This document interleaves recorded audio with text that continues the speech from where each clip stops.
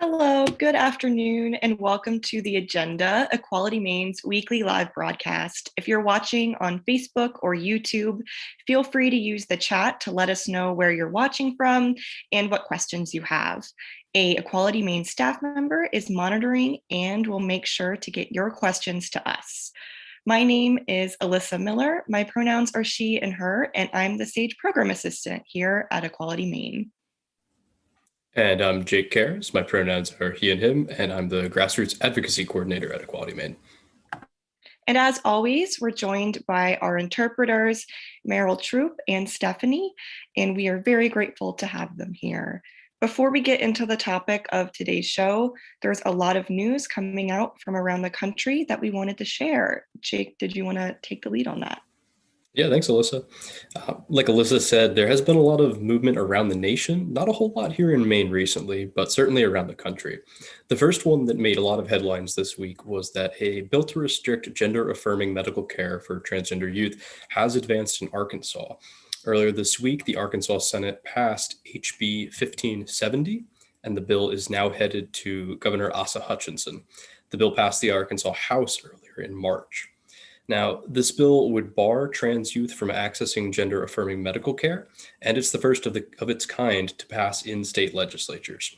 As of now, the ACLU is already preparing litigation to fight this bill in the event that it is signed into law. And aside from just LGBT groups, such as Intransitive Arkansas, which is a transgender advocacy group, several medical associations have also publicly opposed the bill, including the American Psychological Association, the American Medical Association, and the American Academy of Pediatrics.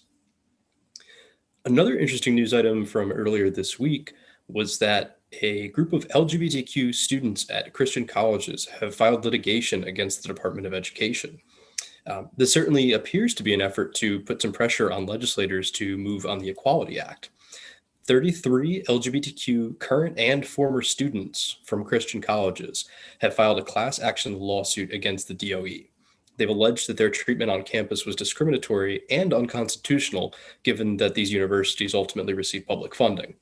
Central to the Senate debate on the Equality Act is the degree to which religious organizations, and especially those that receive public funding, like medical centers and colleges, should be prevented from treating LGBTQ people in a discriminatory way. So we'll see in the coming months what the impact of this lawsuit will be on the Equality Act. And I promise the last thing is some good news, and that is that on March 31st, which was Transgender Day of Visibility, the Pentagon has formally issued new policies governing transgender service members, and they're good. President Biden issued a proclamation recognizing Transgender Visibility Day, and on the same day, the Pentagon issued these new guidelines. While the repeal on the ban on trans service members implemented during the Trump administration was repealed earlier this year, the guidelines are new, and they return to those that were previously established in 2016. Among other things, these provisions establish a process by which service members can transition while serving, and they prohibit discharge solely on the basis of gender identity. So certainly glad to see that it's a little bit more inclusive in federal service as well. And I think I will turn it over to Elissa for the rest of today. Thanks, Jake. I'm very excited to introduce our special guest for today, and that is Nancy Kelly. Nancy Kelly, how are you? I'm very well. Thank you very much, Elissa. I am very happy to be here and to talk to you about SAGE, but also to talk about some of the things that we've been doing this year, but also some of the things that are coming up. Really exciting. Yeah, it's great to hear. I want to introduce you a bit just for folks who might not know you as well. Nancy has had a long career as a social worker and an academic in the states of New Jersey and Maine. Recently retired, she and her spouse picked up a flyer at a SAGE Maine meeting for Village Hearth, the first 55 plus LGBTQ co-housing project in the country. Familiar with co-housing in their own community of Belfast, Maine, they went to Durham, North Carolina, met the people involved, learned more about co-housing, and decided this would be a wonderful way to live in a safe, intentional community committed to LGBTQ aging in place. They are currently snowbirds enjoying their retirement in 2 locations. Nancy has served on various community social service boards, which includes being a founding member of SAGE Maine. She has been an organizer of previous SAGE Maine symposiums in Maine and is currently on the planning committee for this year's event. And so, Nancy, I just wanted to start maybe by talking a little bit about SAGE Maine, since it became a program of Equality Maine fairly recently in November of 2019. For someone who isn't familiar with SAGE Maine, could you describe or tell us just a bit about the program? Certainly. Thanks, Elissa. Well, I think what people need to know is that SAGE Maine is an affiliate of SAGE USA. We started that way. You have to apply to become an affiliate. We did that in about 2011, 2012, and we're incorporated in 2013. What's a little bit different about SAGE Maine as an affiliate of SAGE USA, and if people haven't gone to SAGE USA's website, it's a great website that has training, history, a lot of policy advocacy pieces in it. But what you'll see when you go there is that most states, what the affiliates have done is they've kind of aligned themselves with a region. In Maine, we decided it was really important to have SAGE be for the entire state.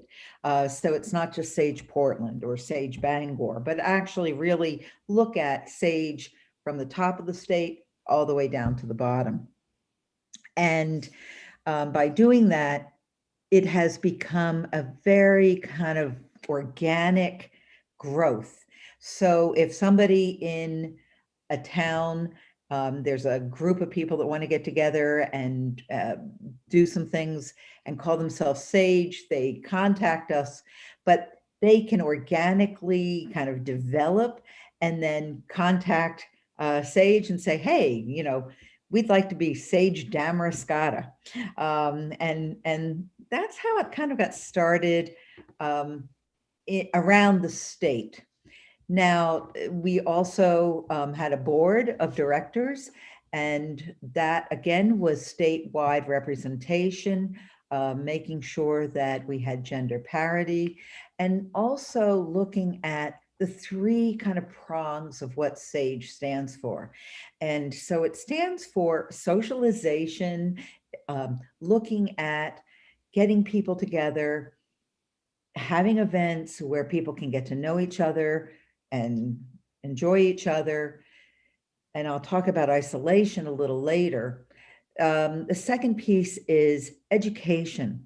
We want to make sure that we're educated. We have guest speakers come to some of our meet and greets and some of our events, thanks to you and thanks to our intern from UMaine, Emily. We also have had some great speakers come, but also we want to do advocacy. And so we also have had people who have provided that kind of support and assistance to advocate for us, sometimes in that educational prong, which is, I know I've gone to certain organizations and talked about what is it like to be an older LGBT person. If you're going to be providing services to someone who's LGBT, what are some of the things you need to know if you yourself are not one of us? If you maybe don't know some of the language to use or how to make sure people feel that there's inclusion in your program, what can you do? So we've done that kind of education also, and then advocacy. Some of the people on the board and also some of our interns and other members of our organization have actually, you know, done a lot of statewide advocacy. Thanks, that's a great overview. So how did SAGE Maine, as a services and advocacy organization for older LGBT adults, become a program of Equality Maine? So as I said, it pretty much was a volunteer organization. At one point, we had someone who was an executive director, but again, you know, we didn't have a lot of funding, and that person did it Doug Kimmel was our executive director for a while, but he was our only staff member and he was part-time. And so as we grew and as the needs grew for older individuals, we really realized that this volunteer board of people who had other day jobs, that were paying our bills, really needed some support and help. And so we did, and most SAGEs across the country, by the way, are a branch of or a part of an organization like Equality Maine. So we put out a bid to different organizations and we merged with Equality Maine, as you said, in November of 2019. And it's been wonderful because we now have support, staff, programming, an overview. And so it really has been a wonderful merger for us. Does that answer your question, do you think? Yes, definitely. Very glad to be part of that staff here. So why is a program like SAGE Maine needed? What concerns might older adults in the community have that others don't know about? I think there's a few things that's really important. Prior to COVID-19, I think during COVID-19, I'm sorry for the interpreter, I'm stumbling there. So during COVID-19, I think everyone started talking about isolation. Everyone around the world started understanding what it feels like to be isolated. Well, they're just really kind of understanding now what older individuals have, according to the statistics, according to healthcare organizations and other people, the Williams Institute, many older individuals, whether they're LGBT or not, are more isolated than individuals and feeling more vulnerable at times for various reasons than individuals who are younger. We're not working, or you're less likely to, get in your car and just drive and go somewhere. Isolation occurs. Now, for LGBT elders, it's even more serious because over 50% of LGBT elders don't have the family supports that other older individuals who aren't LGBT have. Additionally, there has been historically discrimination against LGBT elders. I talked about vulnerability a minute ago. I noticed for myself, and I'm not going to talk about this for anyone else, but for myself, as I've aged, I have felt more and more vulnerable. The ability to be out and loud and proud as an LGBT person in my 30s and 40s and 50s, as I'm aging into my 60s and 70s, I'm not quite as comfortable necessarily having that, so it's not that older individuals were closeted, we were the people of Stonewall. So, but as you age, you don't necessarily feel as emboldened or empowered as you did in your younger years. So it's really important, I think, to have an organization that's going to be there to keep you loud and proud, that's going to keep you out there and feel supported with the rest of the community. Nursing homes, a lot of services for elder people have been historically discriminatory against LGBT people, not necessarily the staff, but our older peers who came through an era of more discrimination against I love this is going to be on Facebook, LGBT folk are still discriminating against LGBT folk. So, if you're in a certain age and your cohort is still discriminatory against you, it's more difficult. And so to have an organization that's going to help support you, I think is really important. Thank you so much. So I want to transition a little into talking about the symposium. So SAGE Maine as publicly opened registration today for an LGBT Aging Symposium on April 24th. It'll be online. And I was wondering if you could tell us a little bit about how many symposiums have there been in the past and what they've been like, and kind of how that compares to now with this virtual symposium. Sure. So this is a very interesting kind of history. And SAGE Symposium, we've only had 2 prior to this one. This will be our 3rd. However, what we have to kind of go back and look at history. In the 70s, mid 70s, 74, 75, there was a wonderful gentleman who's still very active, Steve Bull, who kind of worked to develop Symposium.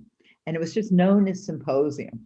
And it was a wonderful event. It happened from the top of Maine down to the bottom. In the summer, you'd go to, a university, in the dorms, workshops, entertainment, dancing. It was wonderful. And once a year, we all looked forward to Symposium.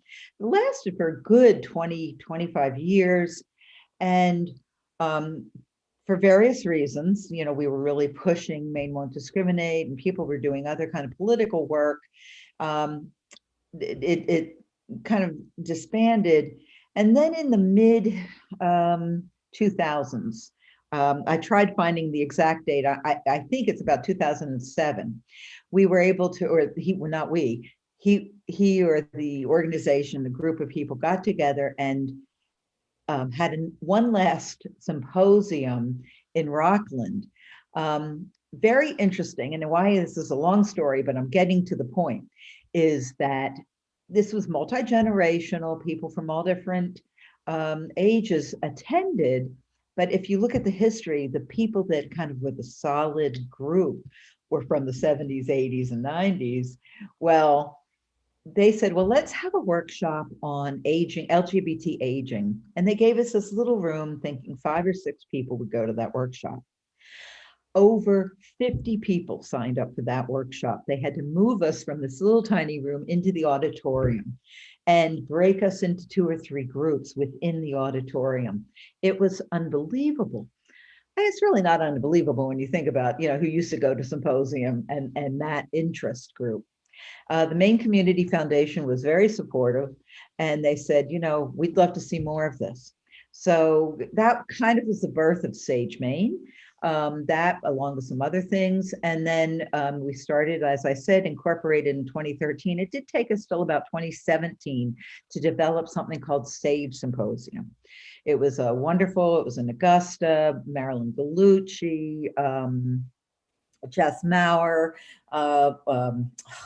I'm sorry, I am blocking, this is the aging thing. A couple other names of guest speakers, and a lot of it was we had online dating for older individuals. We had issues around, sex and older individuals. We also had some advocacy pieces and services. The second symposium then was in 2019. And again, that was in Augusta area, outside of Augusta. And we talked about a lot of the same things maybe that we're talking about today, things that are really still very important for older individuals. Housing. We talked about, it was the Stonewall celebration, anniversary. So where did we start and where have we come? How far have we come? And that was really well attended, over 100 people, and really, really well enjoyed by everyone who attended. A good avals on that one. So what's the next question? I'm sorry. So with the online symposium that is coming up in April, how is it kind of similar or different? Are there any topics that you're particularly excited about? Yeah, thank you. So yeah, the tagline, oh, I'm sorry, I'm asking your question. The Spring Awakening. And we really wanted to celebrate kind of coming out of the COVID fog, celebrate how we can get together, even though it'll be virtual, still celebrating One of the benefits, one of the things, I mean, it's been a horrible, horrible pandemic. I've lost friends, I've lost family members to COVID, but I see this opportunity to get together with people from other parts of the state, that when you're working, you know, you just kind of get together with people in your own community, you miss out on. And that's been one of the really wonderful things by having our virtual SAGE meetings. And now the SAGE Symposium being virtual, is that I'm getting to know people all over the state. I'm getting to meet new people. I'm getting to hear what's happening in different places. And that's been a real benefit. People that couldn't attend, either they couldn't drive anymore, or it was too far because, you know, we're such a rural state with long distances, who never could attend any of our SAGE meetings before, can come to our meet and greets, can come to our meetings, and will be coming to symposium. So I'm really excited about that. I know we're losing some people who may not be great with technology. Hopefully we can bring them back in. But I'm looking forward to some of the lectures. Again, one of the workshops I'm really looking forward to is, what's it like to retire? I just retired this year. So there are the mornings I wake up and I think, oh my God, you know, it's odd. How do you deal with retirement? So we're going to be talking about that. We're going to be talking about what are services specifically for older individuals, that it's a pretty complicated thing to learn what, even just how to do healthcare is pretty complicated. So I'm looking forward to AARP, who's going to be helping us with that. Housing. You know, I'm really a big proponent of LGBT housing. Obviously, I am in it, and I know we're going to be talking about that, but also talking about how to age in place, how to support yourself while you're aging in place, and keep your appointments going, and you know, whatever you need to be able to do that. I'm really looking forward to the workshop on traveling around Maine, even during the time of COVID, and having somebody from a travel agency to help us with that kind of, who has also written some books. So I'm really looking forward to those workshops, because I just can't kind of wait to get out there and start traveling around when the weather gets better. That's a great overview. Thank you so much, Nancy. I wanted to save some space if we have any questions potentially from the comments at all.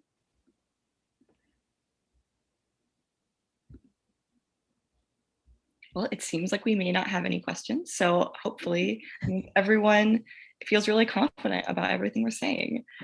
So people, if anyone is interested in registering for the symposium, the link is in the chat. You can register at equalitymaine.org/symposium, and it is completely free to attend.